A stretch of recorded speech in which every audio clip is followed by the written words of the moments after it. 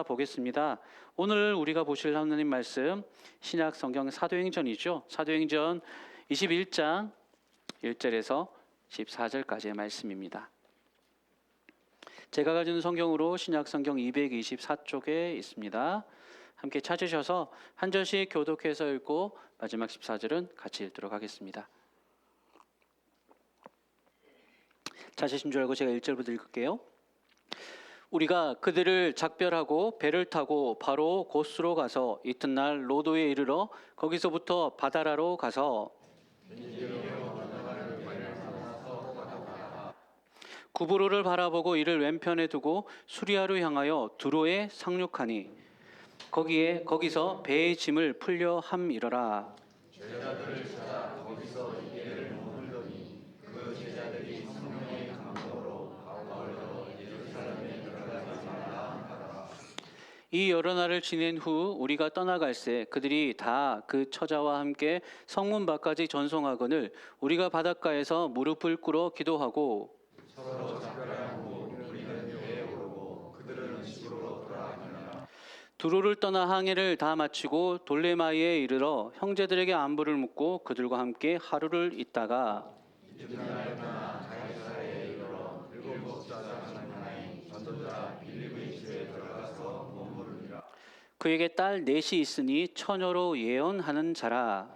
여러 날 머물러 있더니 아가오라 하는 한 지자가 이르로부터 내려와 우리에게 와서 바울이 띠를 가져다가 자기 수족을 잡아매고 말하기를 성령이 말씀하시되 예루살렘에서 유대인들이 이같이 이 띠 임자를 결박하여 이방인의 손에 넘겨주리라 하거늘 우리가 그 말을 듣고 곧 사람들과 더불어 바울에게 예루살렘으로 올라가지 말라 하니 바울이 대답하되 여러분이 어찌하여 울어 내 마음을 상하게 하느냐. 나는 주 예수의 이름을 위하여 결박당할 뿐 아니라 예루살렘에서 죽을 것도 각오하였노라 하니 그가 권함을 받지 아니하므로 우리가 주의 뜻대로 이루어지이다 하고 그쳤노라. 아멘.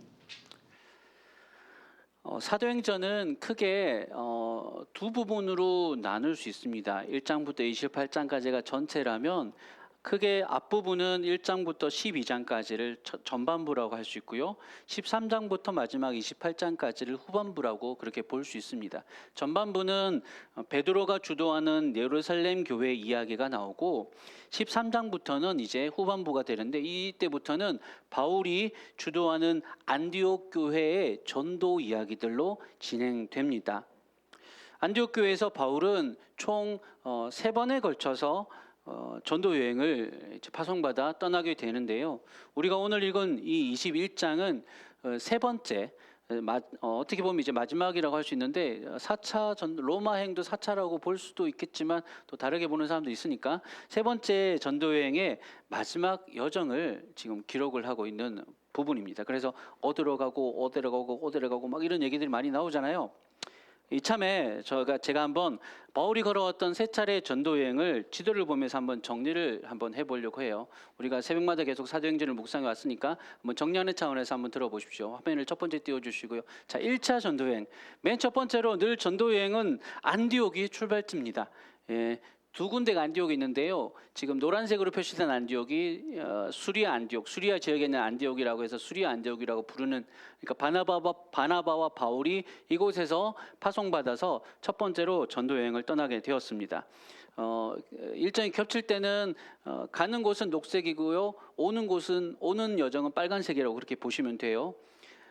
첫 번째로는 바나바의 고향인 구브로 섬을 향해 갔었습니다. 그리고 그곳을 시작으로 해서 그 다음에는 이제 육지로 건너가서 버가와 비시디 안디옥과 이고니온 루스드라 더베를 거쳐서 이제 이 지역을 전도를 하게 됐는데요. 이 지역을 보통 갈라디아 지역이라고 불러요. 크게 생각하면 갈라디아가 동네 이름이 아니라 우리로 치면 경상도 같은 개념이에요. 경상도 갈라디아 지역 안에, 경상도 안에 뭐 여러 가지 다른 도시들이 대구, 부산, 경주 막 이런 거 있듯이 갈라디아 지역 안에 안디옥, 루스드라, 더베 이런 것들이 있다고 보시면 돼요.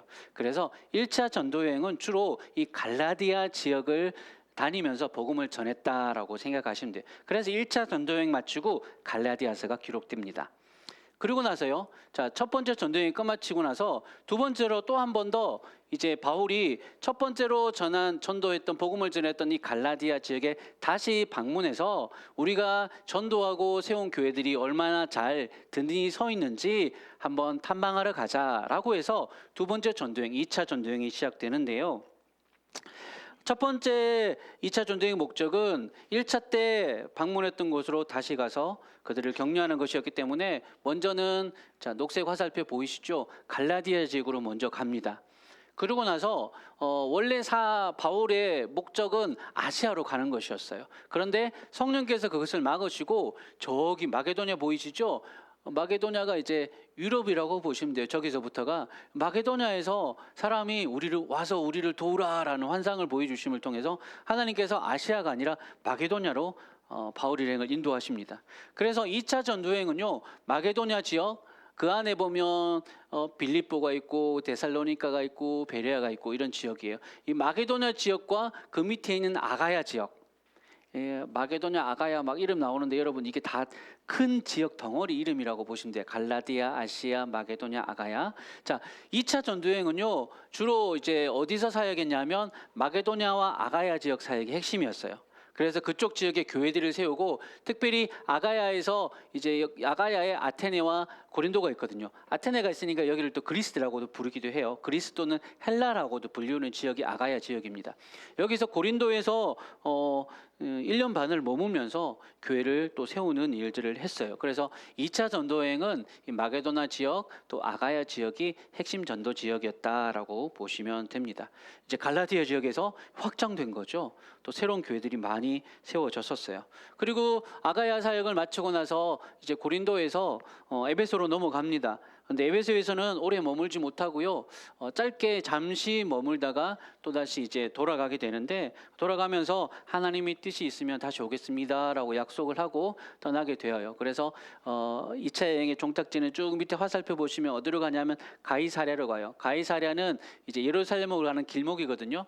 이곳에서 이제 가이사랴에서 예루살렘으로 가서 예루살렘 초대교회 이제 사도들하고 지도자들에게 전도 여행 사역을 보고하고 그리고 나서 다시 안디옥으로 복귀합니다. 자, 여기까지가 2차 전도 여행 지역이었습니다. 자, 그다음에 오늘 우리가 보고 있는 이 3차 전도 여행. 3차 전도 여행은요. 2차 전도 여행이랑 조금 비슷하지만 주 사역지가 달라요. 아까 2차 전도 여행의 주 사역지는 어디라고 그랬습니까? 마게도냐하고 아가야 지역이었잖아요. 근데 이번에는 2차 때 가려고 했다가 못 간 지역 있죠. 어디예요? 아시아. 자, 아시아 지역 보이시죠? 이 아시아 안에 많은 도시들이 있습니다. 근데 아시아에서 제일 핵심되는 도시가 수도가 뭐냐면 에베소거든요. 그래서 3차 전도여행은 에베소에서 가장 오랜 기간, 2년 3개월 넘게 오랜 기간 머물면서 이 에베소를 중심으로 해서 아시아 전체가 복음을 듣는 은혜의 역사들이 나타나게 됩니다. 이게 이제 3차 전도여행의 핵심이었어요. 그리고 나서 이제 이 무렵부터 이 에베소에서 그 사역하면서부터 바울 안에 이 3차 전도 여행의 종착지를 예루살렘이다라고 여기게 된 계기가 있었던 것 같습니다. 사도행전 19장 21절 말씀인데요. 한번 띄워주실까요? 이렇게 되어 있어요. 이 일이 있은 후에 바울이 마게도냐와 아가야를 거쳐 예루살렘에 가기로 작정하여 이르되 내가 거기 갔다가 후에 로마도 보아야 하리라. 이제 3차 전도여행의 최종 종착지는 어디냐? 예루살렘이에요. 근데 왜 예루살렘에 가냐면 예루살렘까지 가서 결국은 그 당시 세상의 끝이라고 부르는 땅 끝이라고 불리는 로마까지도 가야겠다라고 바울이 작심합니다. 그래서 오늘 다시 본문으로 돌아오면요. 오늘 이 21장은 바울이 이렇게 작심하고 나서 에베소를 떠나가지고 마게도냐와 헬라 지역, 아까 3차 전쟁 사진 한 번만 더 띄워주시겠습니까? 에베소를 떠나가지고 저 녹색 여정이에요. 다시금 마게도냐와 아가야를 한 번 더 거친 후에 그대로 반대로 돌아와서는 백기를 타고 자, 오늘 21장에 보시면 나오는 여정들이 고스, 로도, 바다라 막 이런 거 있죠. 지금 제가 까만색으로 표시는 화살표입니다. 오늘 21장에서 나온 여정들이 지금 3차 전쟁의 막바지에 이제 예루살렘으로 들어가고 있는 여정이 기록되고 있어요. 앞서 에베소에는 가지 못하고 밑에 있는 밀레도 항구에서 에베소 장로들을 불러가지고 눈물의 작별 인사를 하는 게 20장에 기록되어 있고요. 그래서 오늘 21장은 밀레도를 떠나서 고스, 로드, 바다라를 거쳐서 구브로를 왼편으로 끼고 두로로 들어갑니다. 그 두로에서 돌레마이 밑으로 내려가서 또 그 다음에 이제 예루살렘을 가는 관문인 가이사랴에 이르게 되었죠. 각 지역을 거치면서 바울이 본문에서 보시면 빼놓지 않고 하는 게 있어요. 그냥 지나갔다 이런 얘기가 아니에요. 성경에서 사도 바울이 지역을 거치는 거는요, 이유가 다 있어요. 그 지역에 있는 교회를 돌아보기 위함입니다. 오늘 본문에도요 보시면 두로에 있는 성 형제들, 그리고 돌레마이, 또 가이사랴에 있는 빌립의 집까지 다 각 지역에 있는 주님의 제자들 또는 형제들이라고 불리우는 믿음의 동력자들을 만나고 그들과 안부를 묻고 함께 기도하는 모습이 나오고 있어요. 앞서 말한 대로 바울이 전도행을 3차례나 했던 이유는 뭐냐면 복음을 전하는 것도 있었지만 더 큰 어떻게 보면 되게 좀 중요한 목적들이 뭐냐면 복음을 전해서 세웠던 교회들이 그곳에서 신앙생활하고 있는 믿음의 형제 자매들이 제대로 잘 신앙 안에서 자라고 있는지 살펴보고 도와주고 격려하기 위해서 전도여행을 이렇게 이어왔던 것입니다. 그런데 여러분, 오늘 본문을 보시면 이렇게 해서 바울이 만나는 사람들마다, 지역에 있는 무리들마다 지금 바울이 가려고 하는 이 예루살렘 행에 대해서 이제 발벗고 나서서 만류를 하고 있어요. 가지 말라고 권하고 있습니다. 3번에 걸쳐서 지속적으로 그를 걱정하면서 말리고 있어요.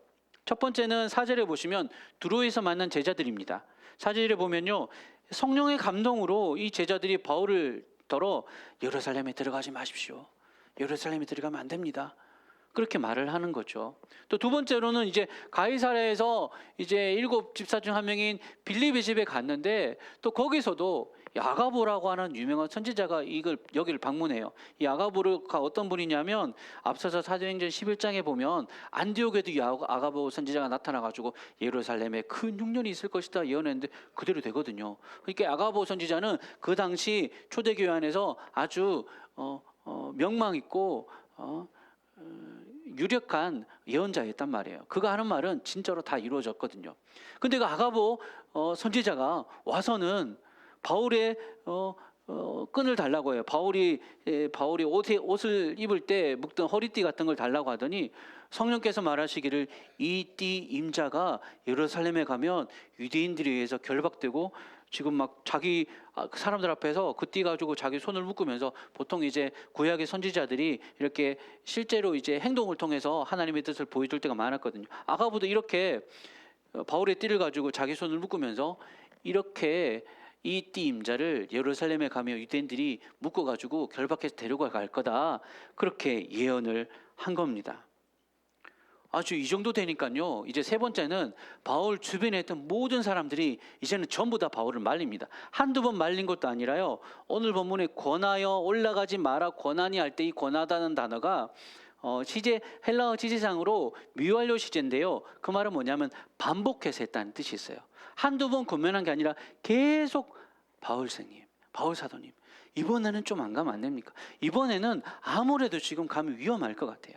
아무래도 지금 여기 가면 큰일 날 것 같으니까 이번에는 그냥 예루살렘에 들르지 말고 안디옥으로 돌아갑시다. 아마 이렇게 바울을 줄기차게 설득하려 했던 것 같습니다. 어찌 보면 지금 이 사람들의 충고가 매우 합리적이죠. 안 그렇습니까? 모든 정황들이 이번에 지금 바울이 가려고 하는 이 예루살렘행이 바울에게 매우 위험한 일이 될 거라고 말해주고 있거든요. 게다가 그냥 알게 된 것도 아니고 성령께서 앞으로 일어날 일에 대해서 이렇게까지 확실하게 말씀해주고 있는데 위험이 있으면, 여러분 어때요? 위험이 있으면 피하는 게 인지상정 아니겠습니까? 위험이 있는 걸 뻔히 알면서 그 위험 앞으로 다가가는 사람은요 잘 없습니다. 보통은 그렇게 행동하지 않지요. 무엇보다 성령께서 그렇게 이런 일이 있을 것이다, 위험이 있을 것이다 라고 확실하게 알려주는데도 불구하고 그거를 무시하고 그냥 간다는 것은요, 어떻게 보면 이건 무슨 자살 행위도 아니고 왜 이렇게까지 하지 싶습니다. 지금 이 상황이 그런 거예요. 그런데 그렇게 3번이나 반복되는 주변 사람들의 눈물의 만류에도 불구하고 바울이 어때요? 고집을 꺾어요, 안 꺾어요? 안 꺾습니다. 예. 바울이 아마도 성이 최씨였을 가능성이 높아요. 최씨 고집이 상당하잖아요. 네. 죄송합니다. 최씨 분들 계시다면. 예.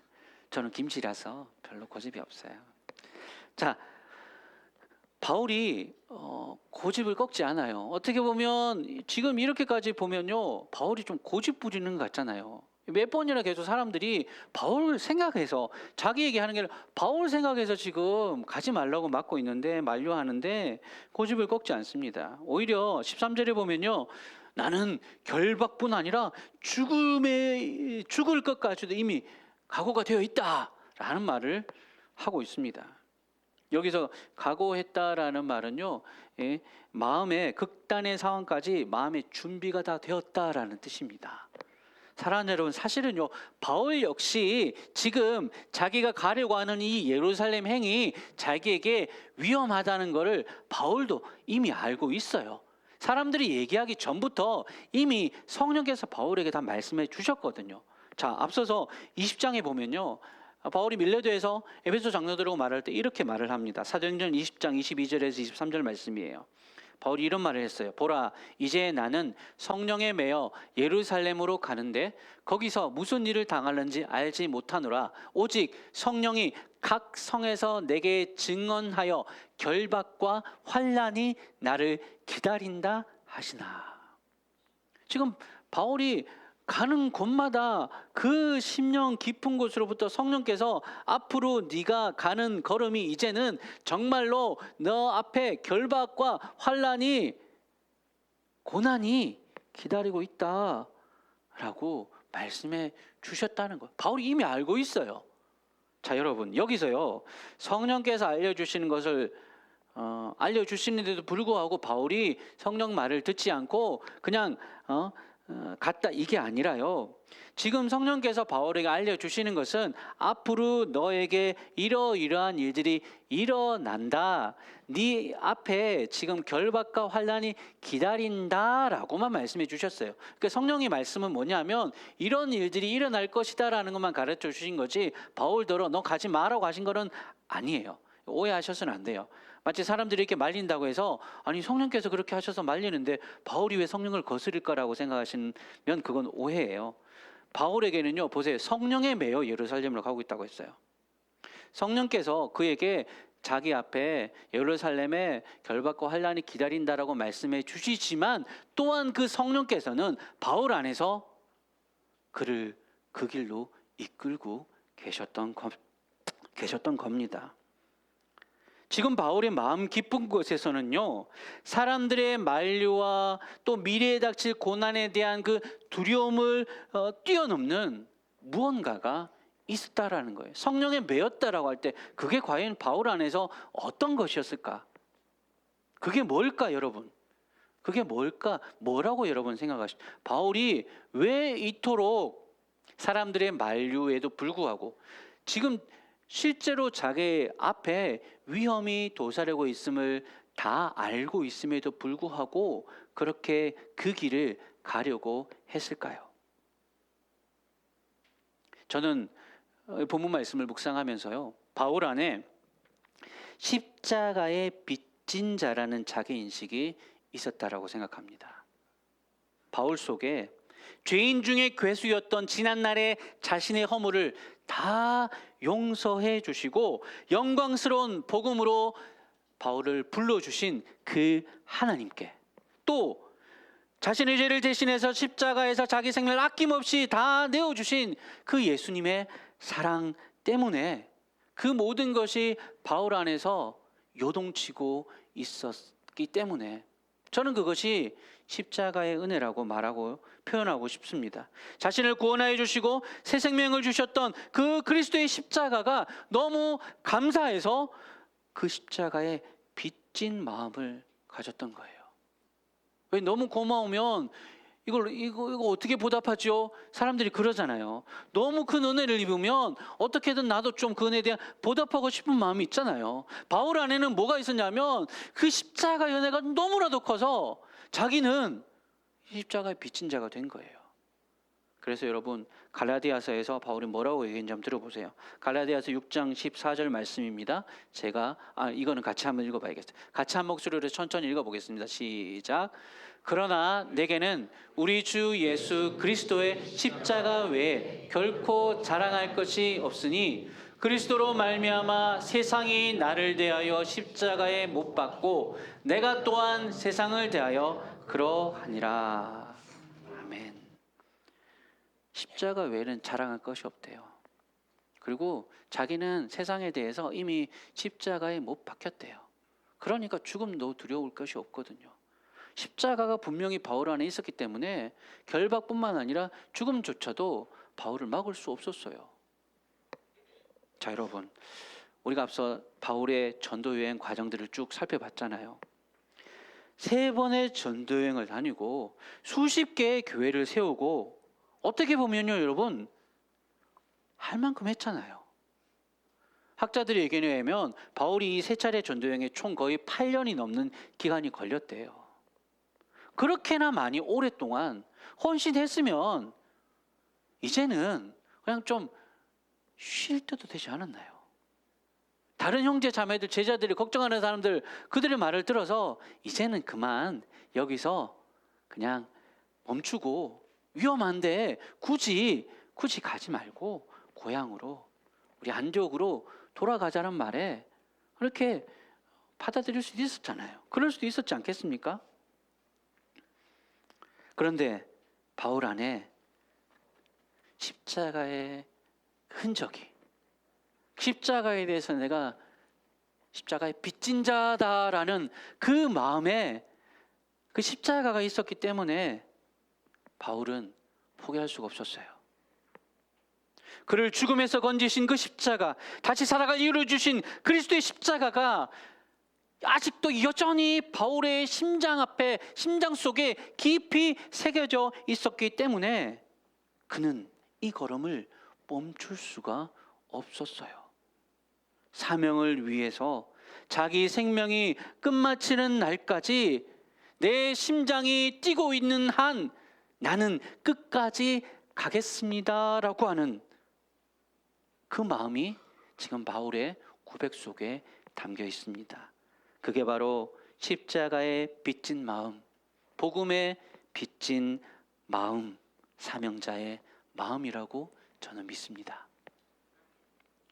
사도행전 20장 24절에요. 바울이 이렇게 고백했습니다. 앞서서 환난과 고난이 내게 있을 것이다라고 성령께서 가르쳐 주심에도 불구하고 내가 어떻게 결정했느냐? 제가 읽어드릴 테니 들어보십시오. 내가 달려갈 길과 주 예수께 받은 사명 곧 하나님의 은혜의 복음을 증언하는 일을 마치려 하면은 나의 생명조차 조금도 귀한 것으로 여기지 아니하노라. 사랑하는 여러분, 오늘 이 바울의 모습은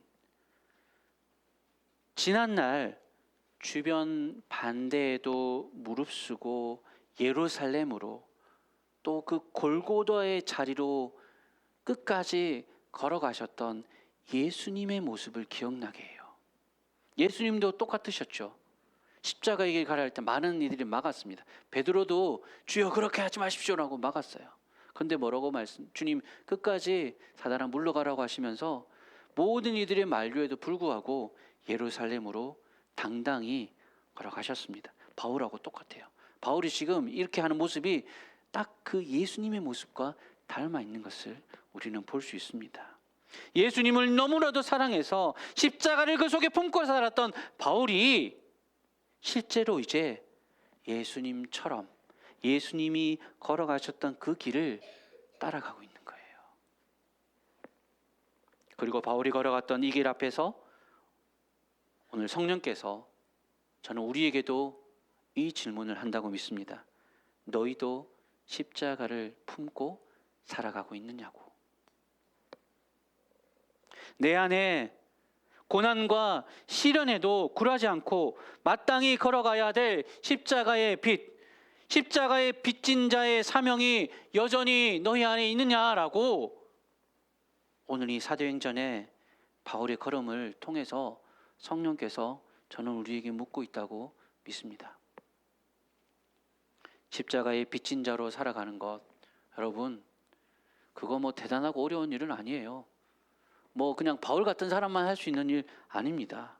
뭐 맨날 죽으라고 하는 것 아닙니다. 일상의 삶에서 늘 십자가에서 내가 받은 은혜를 잊지 않고 살아가는 겁니다. 그게 중요합니다. 그렇게 날마다 이 속에 십자가가 있는 사람은요, 눈앞의 작은 고난에 낙심하지 않습니다. 내가 당하는 손해와 아픔보다 주님께서 주신 은혜가 늘 크게 느껴져서 십자가에서 주신 은혜, 내가 받은 은혜, 그 사랑이 너무 크기 때문에 지금 내가 당하는 손해는 그에 비하면 아무것도 아닌 것처럼 느껴질 때가 있습니다. 내가 받은 은혜에 비하면 지금 내가 겪는 어려움조차는 나는 십자가에서 죽었는데 왜 내가 자존심을 내세워야 됩니까? 라고 그렇게 얘기할 수 있는 것이 바로 그 안에 십자가가 새겨져 있는 사람의 모습이라고 믿습니다. 반대로요, 우리 안에, 우리 속에 십자가가 희미해져 가는 사람은요, 우리 속에 십자가의 그 은혜가, 그 복음에 대한 빚진 마음이 희미해져 버리는 사람은 늘 내가 살아 있습니다. 내 걱정과 내 근심과 그거에 늘 묶여 살아갑니다. 시기하고 질투하고 시험 들고 낙심합니다. 작은 것에도 그냥 푹푹푹 고꾸라져 쓰러져 버립니다. 그게 커 보이거든요. 무엇보다요? 십자가보다요. 우리 안에 십자가가 희미해져 버릴 때 우리의 모습이 그렇게 나타나게 된다는 겁니다. 우리의 자아가 십자가에서 죽었다라고 하는 그 사실을 우리가 잊어버렸기 때문에 늘 못마땅하고 늘 불만에 가득한 삶을 살아갈 수가 있습니다. 사랑하는 여러분, 바라기는 오늘 이 말씀 속에서 바울이 죽음의 위협 앞에서도 당당하게 십자가의 빚진 자로 살아가기로 결정하고 한 걸음 한 걸음 앞으로 내딛었던 그 발걸음처럼 다시 한 번 더 우리 안에 주님께서 십자가의 그 선명한 흔적들을 우리의 심령 깊이 새겨 주시기를 주님의 이름으로 간절히 소망합니다. 저기 서울의 마포구에 가시면요, 양화진에 외국인 선교사 묘원이 있습니다. 많이 가보셨을 거고 얘기도 많이 들어보셨을 거예요. 거기 가시면 묘원의 남서쪽 가장 낮은 자리에 지구역이라, 영어로 지예요. 지구역이라고 그 구역이 있는데 거기는 작은 아기들의 무덤들이 모여 있는 곳이에요. 화면에 한번 띄워주시겠어요?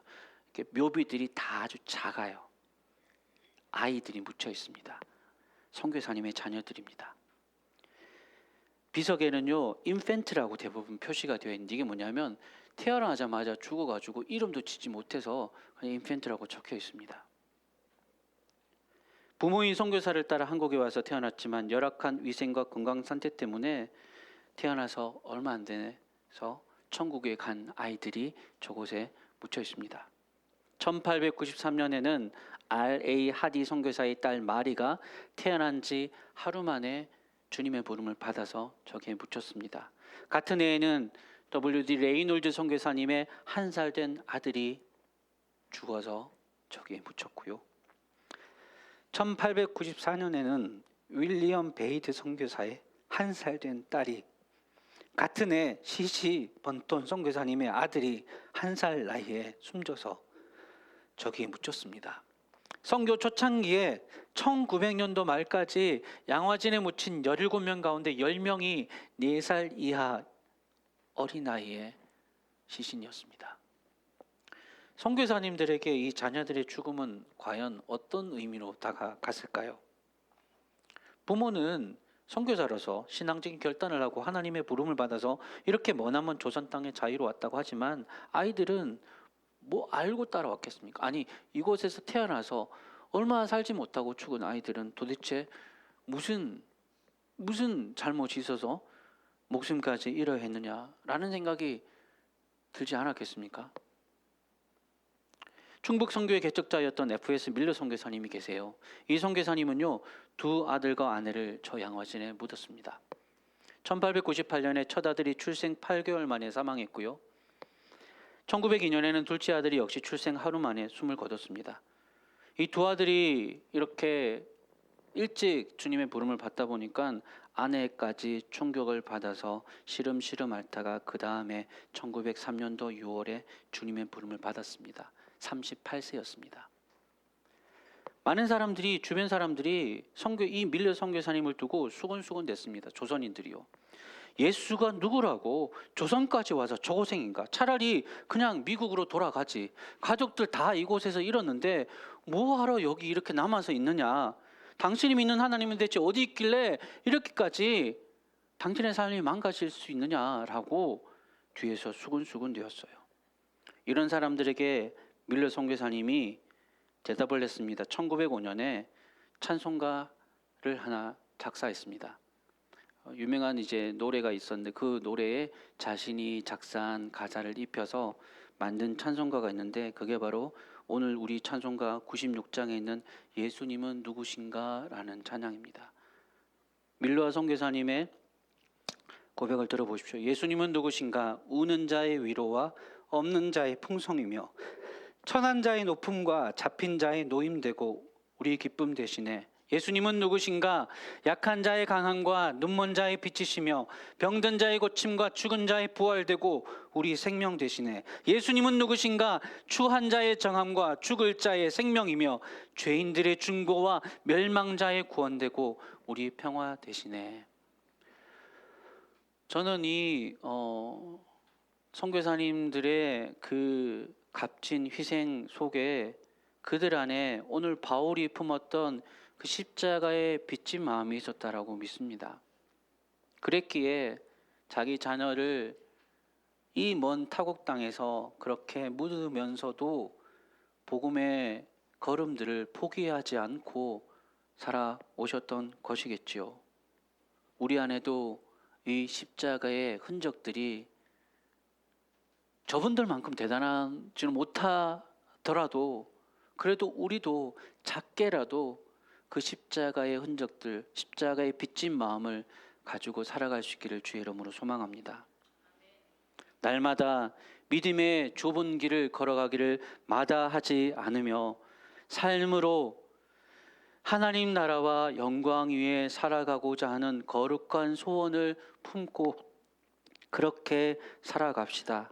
바울이 그랬듯이 어떠한 위험과 고난이 우리를 힘들게 하고 아프게 할 일들이 우리 앞에 있다고 해도 우리의 생명이 주님께 달려있음을 믿고 좌로나 우로나 치우치지 않고 세상의 화려하고 안락한 삶에 마음 두지 말고 오직 주님을 따라 영광의 나라 이를 때까지 십자가의 길을 함께 걸어갈 수 있는 소원이, 그렇게 하고자 하는 용기 있는 다짐이 오늘 이 예배 자리에서 우리 가운데 있기를 주님의 이름으로 간절히 축원합니다. 아멘. 우리 말씀을 생각하시면서 앞서 불렀던 우리 십자가의 전달자라고 하는 찬양, 우리 가사를 생각하시면서 우리 기도하는 마음으로 한 번 더 고백하고 같이 기도의 자리로 나아가겠습니다.